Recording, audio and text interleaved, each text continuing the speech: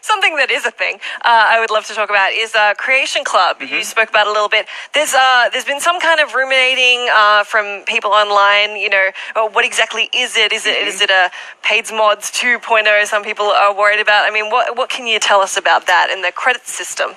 So Creation Club was a new thing that the team came up with to say we want to continue to make and do stuff for Skyrim and Fallout 4, and we want to create an ecosystem that works across both games, but we want to leave mods the way that they are, and we don't want to change how that works.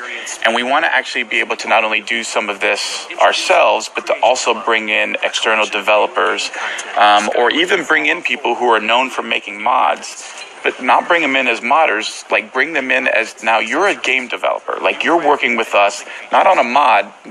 Whatever we greenlight that you make has to meet certain criteria. It can't be something that you've already created that you say, well, now I want to take this and offer it through Creation Club, because that's not what Creation Club is about. But it's almost like, they're almost like mini DLCs in some way, although that's probably not even a great point of reference, but they are internally created or internally created along with external developers. They're fully internally developed and work the same across all three platforms.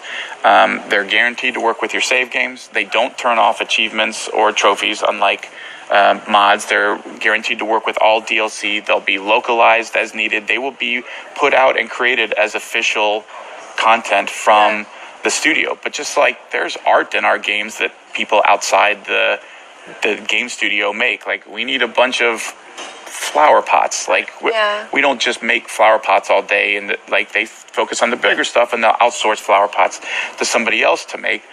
This is in some ways a lot like that. It's all official content. We don't have any issues with platforms like what kind of things are you or are you not allowed to include in what you do, because it's coming from us. It's QA'd by us. It's managed by us as official content and then put up and made available. And you're yet to clarify pricing on that one, isn't that? Yeah, it's not meant to be... ultimately we'll see the stuff that comes up with, but it's not meant to be like... high price point stuff. It's supposed to be small little things that you can add to your game. The price points will vary. We'll kind of figure that out as we go along.